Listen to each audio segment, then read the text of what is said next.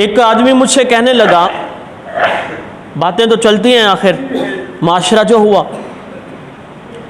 कहने लगा मैंने अपने बच्चे को पढ़ाया, पहले हिफ्स कराया।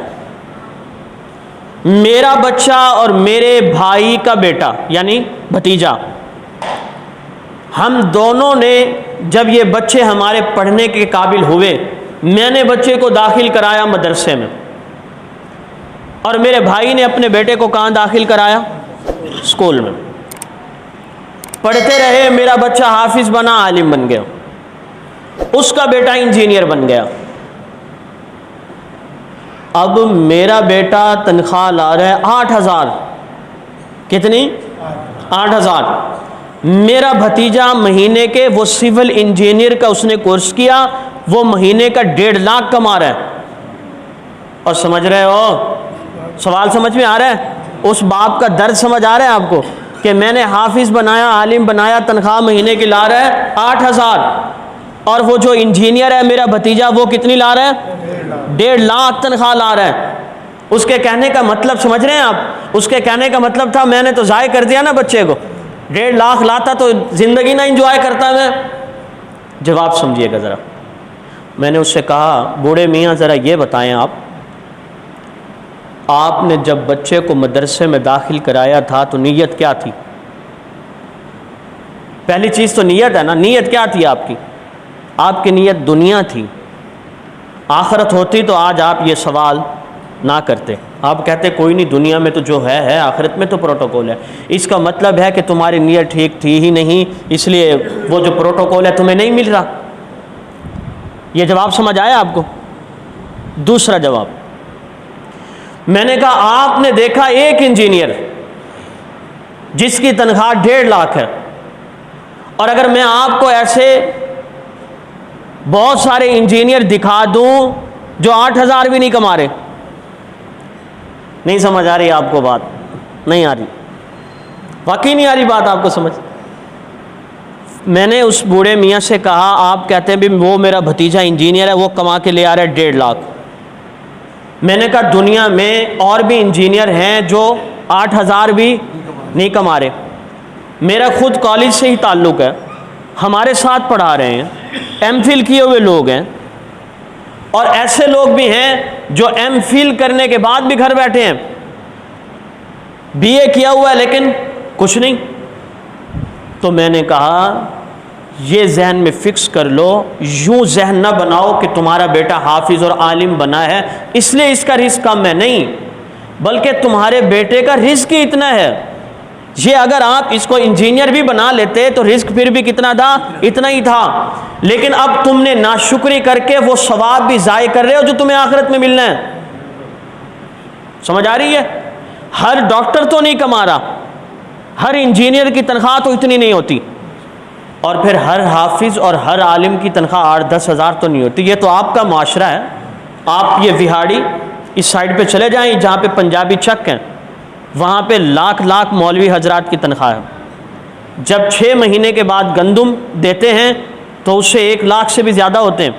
कपास के मौसम पे ज़्यादा होते हैं। सैलरी अलग से फिक्स है, मकान की सहूलत उन्होंने अलग से दी हुई है, और खाने वाने का सिलसिला अलग से है। वहाँ शाही ज़िंदगी है।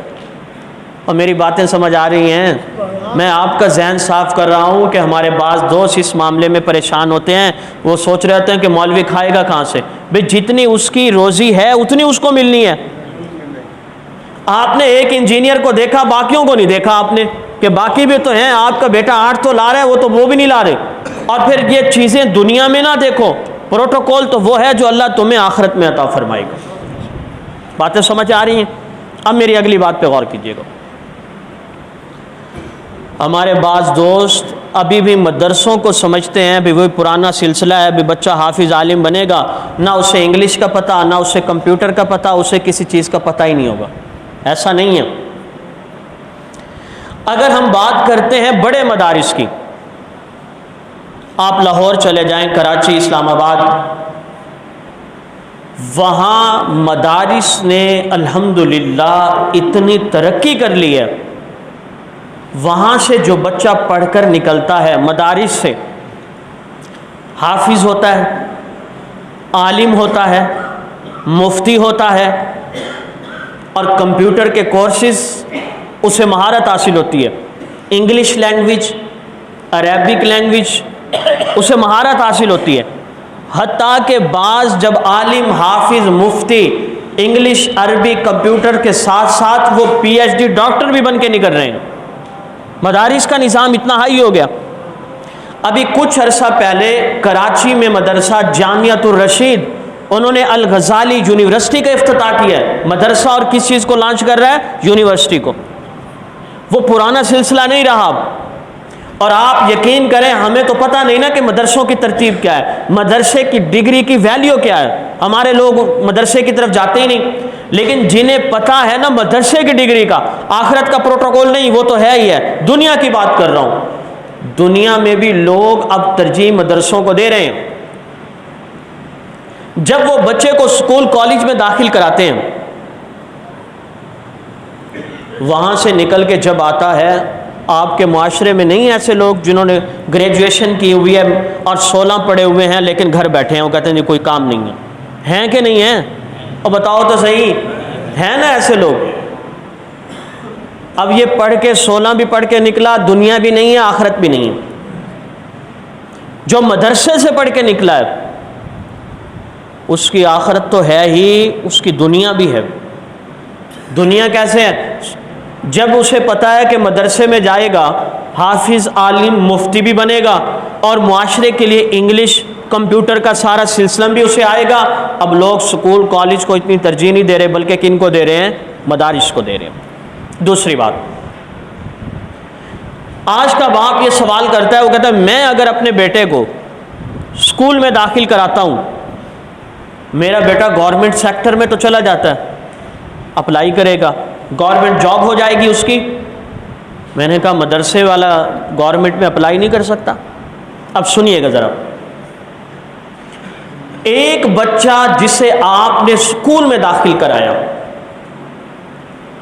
पहले यह होता था कि आप पहले साल में बच्चा पहली में चढ़ गया, वो कहते हैं पहली क्लास है, 1 क्लास। अब ऐसा नहीं है। वो बच्चा पहले मेरे ख्याल में डैफोडेल है, फिर प्रेप है, नर्सरी है, 4 साल के बाद वो पहली पे आता है।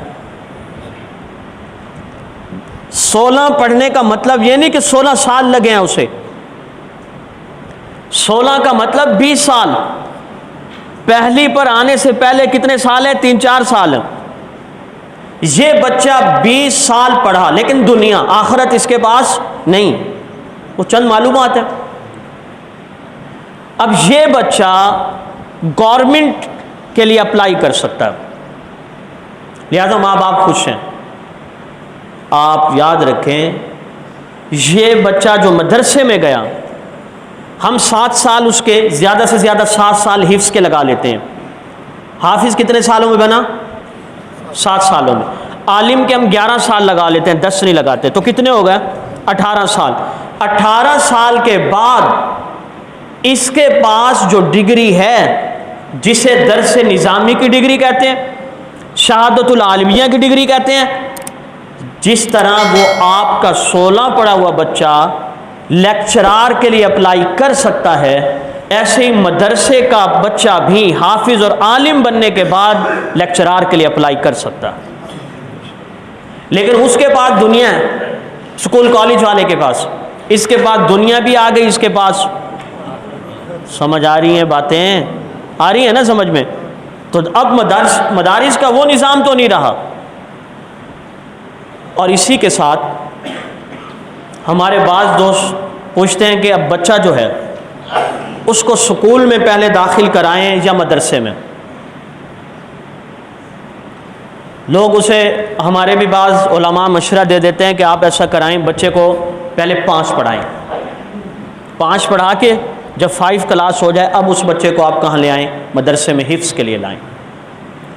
लेकिन हमारा तजर्बा ये है कि अगर आपने बच्चे को शुरू से दाखिल कहाँ कराया?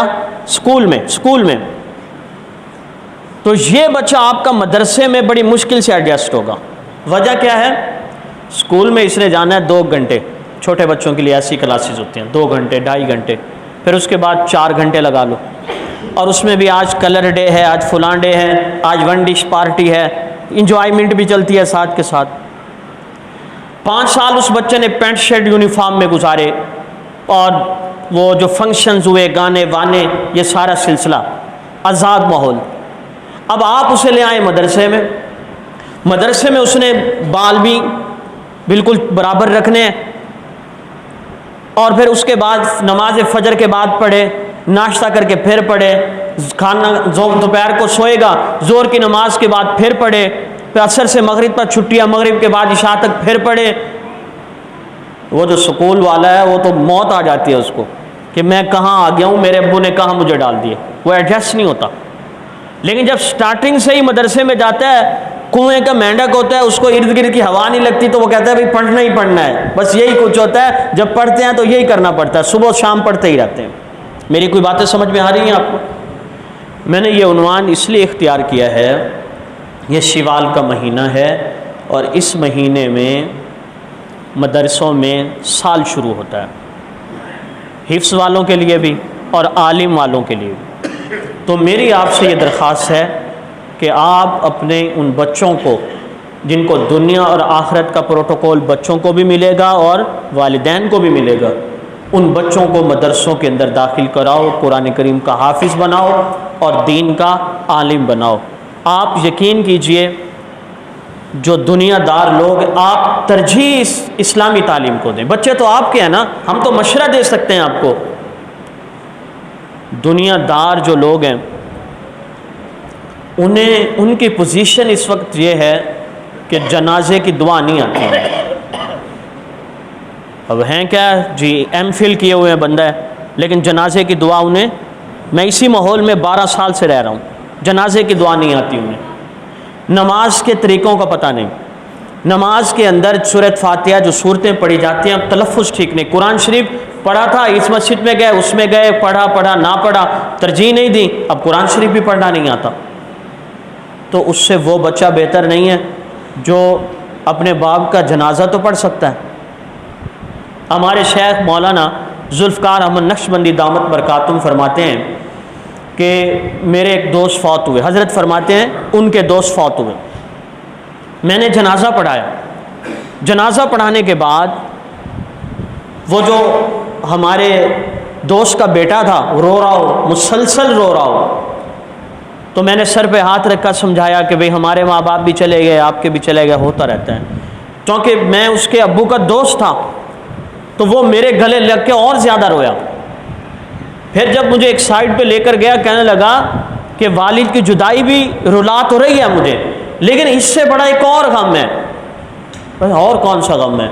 वो ये है कि मेरे इस वालिद ने मुझे इतना पढ़ाया कि PhD MBBS डॉक्टर बनाया इसने मुझे, लेकिन सारी ज़िंदगी उसने यूँ नहीं कहा कि बेटा नमाज का तरीका भी सीख लो, नमाज भी पढ़ लो, नमाज कैसी पढ़ी जाती है, कुरान शरीफ कैसे पढ़ा जाता है, जनाजा कैसे पढ़ा जाता है, सारी ज़िंदगी नहीं पता चला। और आज जब मैं अपने इस बाप के जनाजे के लिए खड़ा हुआ हूँ, मुझे जनाजे की दुआ नहीं आती, इसलिए सबसे ज़्यादा रो रहा हूँ।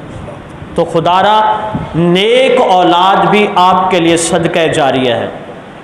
अगला हमारा अब उन्वान आगे मैंने पता क्या चलाना था, वक्त नहीं है, मैंने आगे बताना था कि ये हाफिज़ और आलिम माँ बाप के फौत होने के बाद इनकी वजह से उनको कितना फ़ायदा पहुँचता है मरने के बाद भी, लेकिन वक्त नहीं।